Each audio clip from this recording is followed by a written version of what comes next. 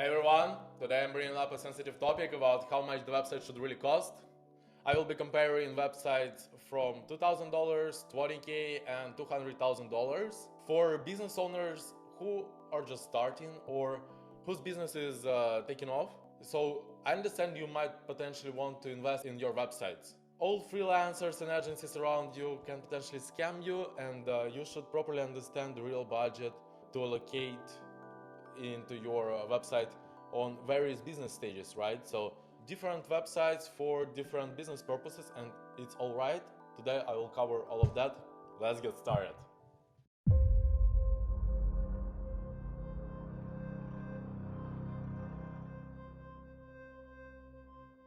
The first example will be a Promptify.ai. This is a one-pager we built at Merge, and I put it in the range of 2,000 websites. The one that you actually need for a product launch when you're just starting and gathering your early adopters. When you launch on Product Hunt, when you test your hypothesis release MVP in the world. I'm sure you understand it can be done even for $100, but much less quality. So let's review it together.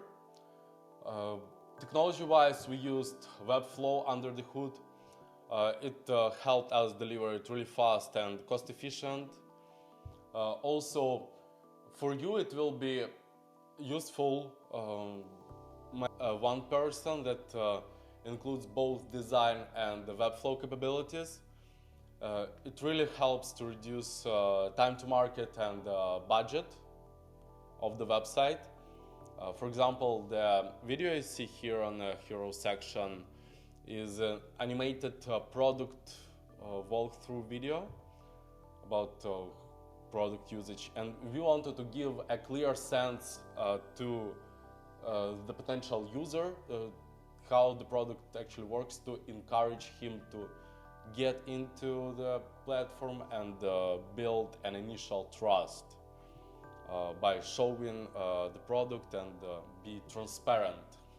This transparency and product showcase really builds a good trust. I also really enjoy how ClickUp did their job on the hero section. I believe this one is the most convertive layout at the moment. When you have a full product tour just from the beginning of the website. Those micro interactions are also engages people better. People love this interactivity like here. And this is not actually really complicated to do for someone who does it really well. I mean, for someone who already has an experience. And having a call to action in the end is a must. You definitely should do it. I would even make this button a really big button. So yeah, keep your call to actions in place. I would even have a call to action here.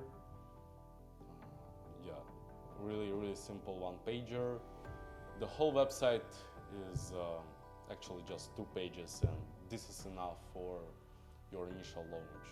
We just have pricing, including plans, and a simple FAQ. You understand you should clarify some potential uncertainties within your product and help your user understand the value it brings and how it works. To give you a comparison of a much simpler website you can have for your MVP, this is the Y Combinator baked website startup, and they have just a Loom video, simple copy, and small feature description with GIFs,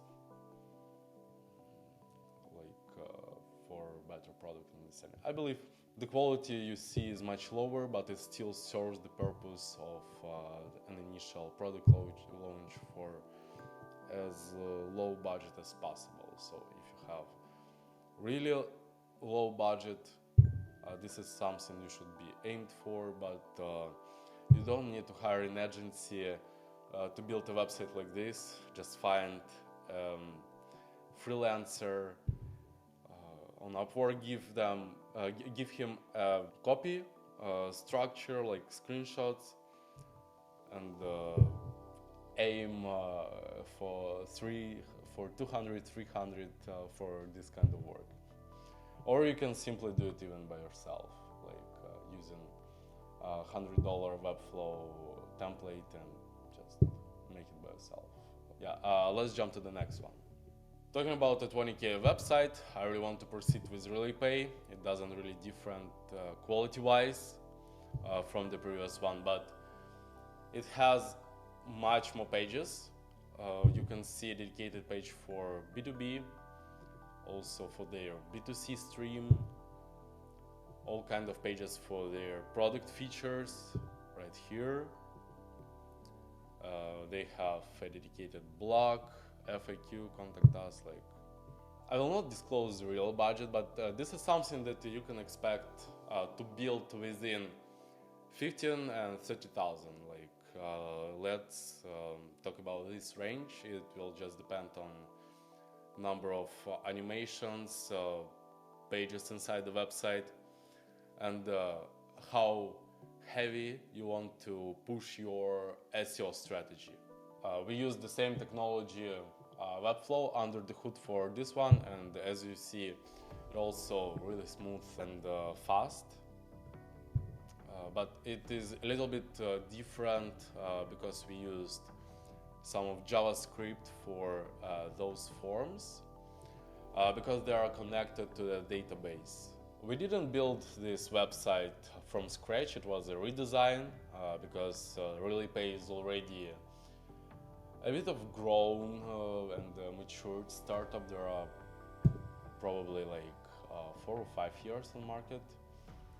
There are over $1 million in investments, and they are sustainable and growing really well. They found their market fit, and this is the stage where you should start thinking about investing into your SEO, into your website, bigger money, comparing to what you invested when you just launched. For example, when you raised a seed round already or a Series A, could be also an option.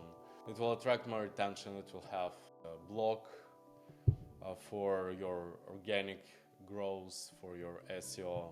You will be more recognizable. You can start thinking about funneling your customers, gaining conversions, and start growing and expanding your product when you already passed the stage of adopting early users and you have a solid ground for this expansion.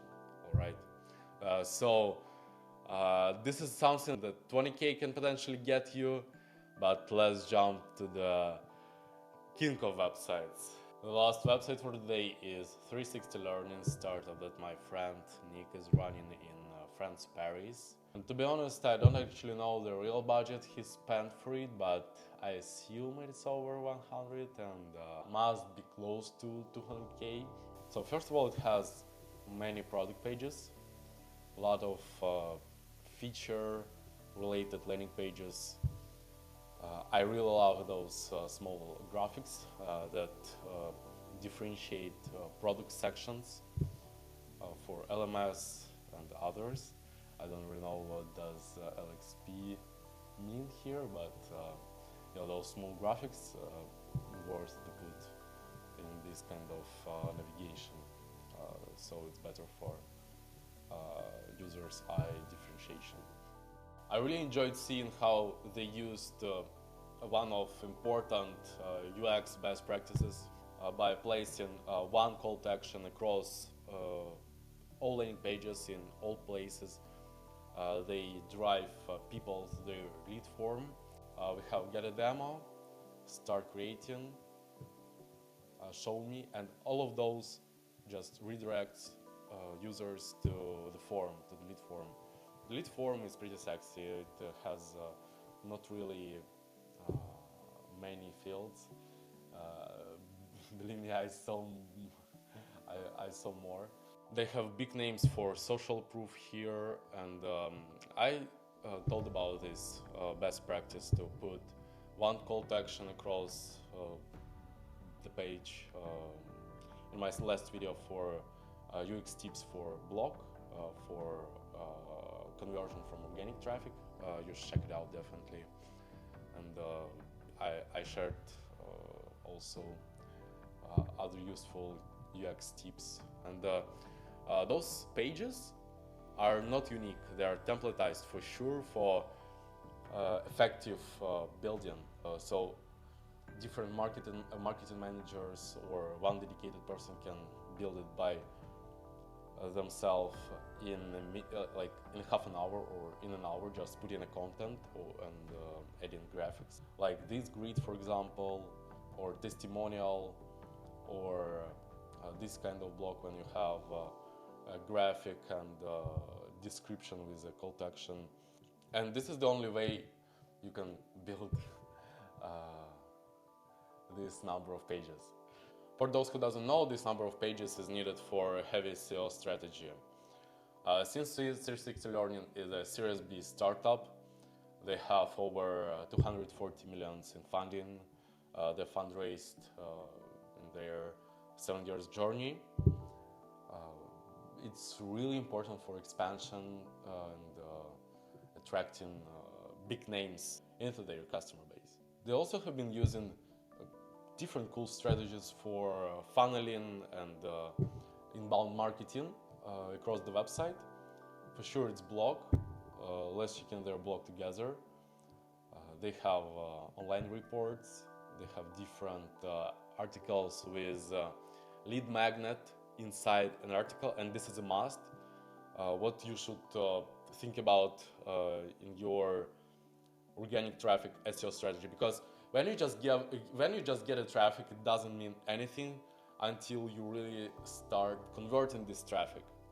And these kind of widgets, sections that you can implement in your articles are really helpful to increase your email bucket and nurture your leads until they become clients. So this is something you should definitely do for your blog, for your article pages. And placing ebooks, lead magnets is really important for inbound marketing and expanding your email database and potential leads who can become your customers. Optimizing the website for those purposes also takes time and efforts and increases budget. So this is why I think this level website cost over, I believe it should be around 200,000 budget. It does include different webinars, registration for webinars, some product videos. Yeah, this one is a little bit ugly.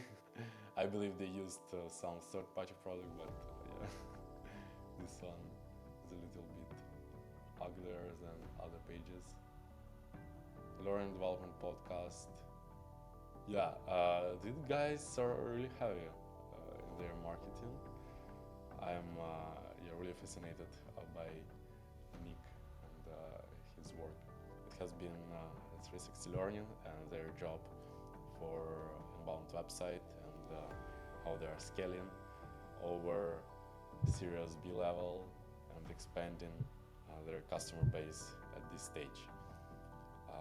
And this is the only stage where you should consider this kind of budget, like 100 or 200,000 for a website to have full cycle website delivery, including copy, lead magnets automations, different marketing automations, including Hotjar,